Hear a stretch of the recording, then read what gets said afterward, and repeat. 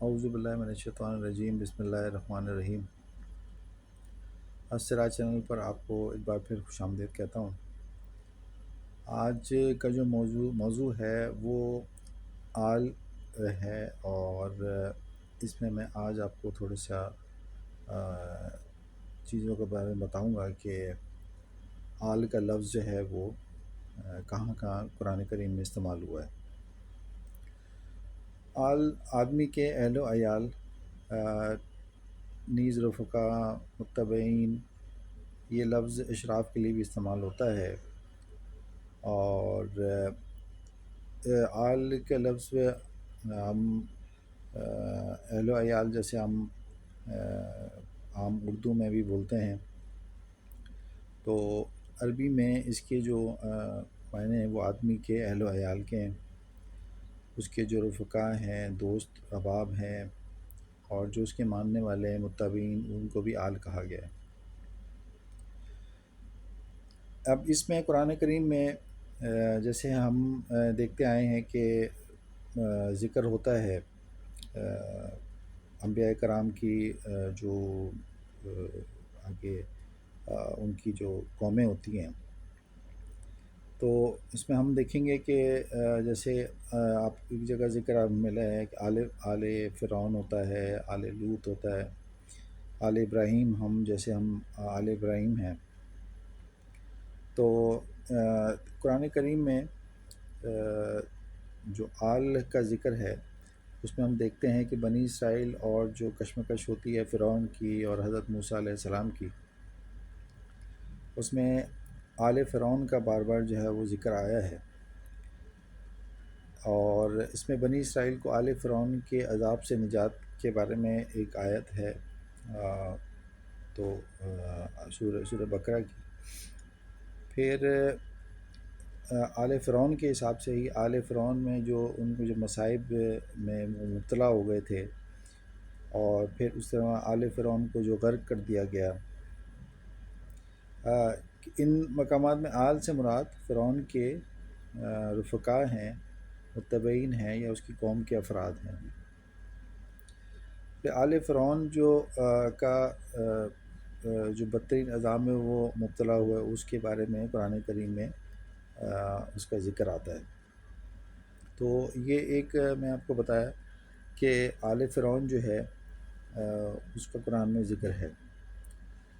پھر آل لوط جو ہے، یعنی حضرت لوط علیہ السلام کے جو آگے قوم ہے، اس کے بارے میں ذکر ہے کہ جب خدا کے پرستگان آل لوط کے پاس آئے، تو اس سے مراد اس قوم سے ہے جس کی طرف حضرت لوط مبعوث ہوئے تھے۔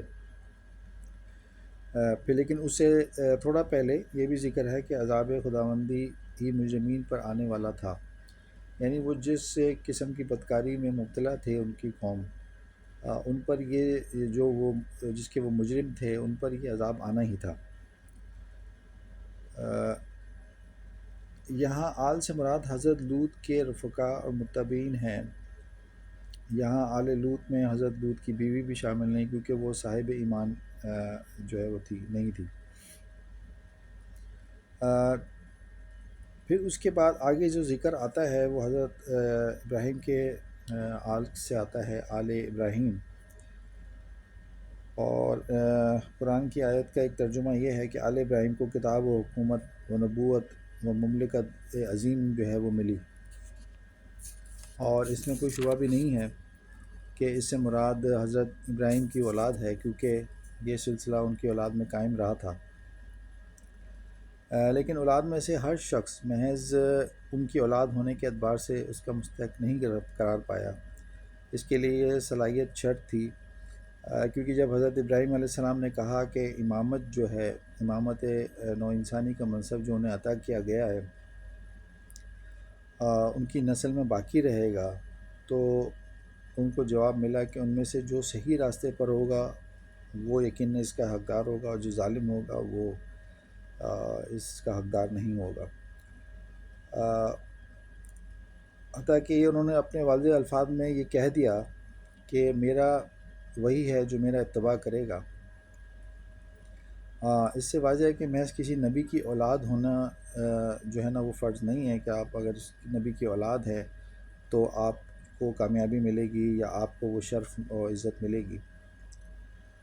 اس سے کسی کے شرف اور عزت کے مستحق ہونے کا جو ہے وہ کچھ جواز نہیں بنتا۔ حضرت نوح کے بیٹے کا واقعہ قرآن میں مذکور ہے کہ وہ بیٹا ہونے کے باوجود حضرت نوح کے اہل میں سے قرار نہیں پایا تھا، کیونکہ اس کے اعمال صالح نہیں تھے۔ اسی طرح حضرت سلیمان علیہ السلام کے تذکرے میں آل داؤد کا جو ہے وہ ذکر آیا ہے، اور اسی طرح آل یعقوب، آل موسیٰ، آل ہارون کا بھی، حتیٰ کہ آل عمران بھی۔ عمران حضرت موسیٰ کے والد کا نام بتایا جاتا ہے، جو یہاں پر جس کا ذکر جو آتا ہے۔ پھر اس سے مراد بنی اسرائیل بھی ہیں۔ اسی جہت میں حضرت مریم کو بنت عمران کہا گیا ہے، یعنی کہ حضرت عیسیٰ کی جو والدہ تھیں، اسی جہت میں ان کو بنت عمران بھی کہا گیا ہے۔ اور یہ سارا اس کے بارے میں نے آپ کو بتایا کہ جہاں جہاں آل کا لفظ آیا ہے قرآن کریم میں، تو یہ تھوڑی سی میں نے تحقیق کر کے یہ چیزیں اس میں سے نکالیں کہ آپ کو پتہ چلے۔ لیکن اس میں ایک میں جو تحقیق کر پایا کہ میں کہیں ڈھونڈوں کہ مجھے آل محمد جو ہے وہ اس کا لفظ کہیں ملے، تو قرآن کریم میں یہ الفاظ جو ہے وہ کہیں بھی نہیں ملیں گے آپ کو کہ آل محمد جو ہے وہ، یہ مختلف ہمارے فرقے ہیں جو اکثر ذکر کرتے ہیں آل محمد، جن میں سنی بھی اور شیعہ حضرات بھی۔ تو آل محمد کا لفظ جو ہے وہ قرآن میں کہیں نہیں ہے۔ آپ قرآن کریم اٹھا کے دیکھ لیں اور پھر مزید اس کے تراجم میں دیکھ لیں، تو کہیں بھی آپ کو آل محمد کا لفظ جو ہے وہ آپ کو نہیں نظر آئے گا۔ تو یہ آل کے بارے میں آج تھوڑی سی تحقیق تھی جو میں نے آپ کے سامنے پیش کی، اور آپ بھی لوگ کوشش کریں کہ قرآن کریم کو سمجھنے کی اور اس پر اس کی ہدایت پر عمل کرنے کی۔ اللہ توفیق دے سب کو۔ اللہ مجھے بھی توفیق دے کہ میں مزید اس میں ریسرچ کر سکوں اور آپ کے سامنے کوئی بہتر چیزیں جو وہ سامنے لا سکوں۔ تو آج کی ویڈیو کے لیے اتنا ہی، اور دیکھتے رہیے ہمارے چینل کو، لائک کیجیے، سبسکرائب کیجیے۔ السلام علیکم ورحمۃ اللہ وبرکاتہ۔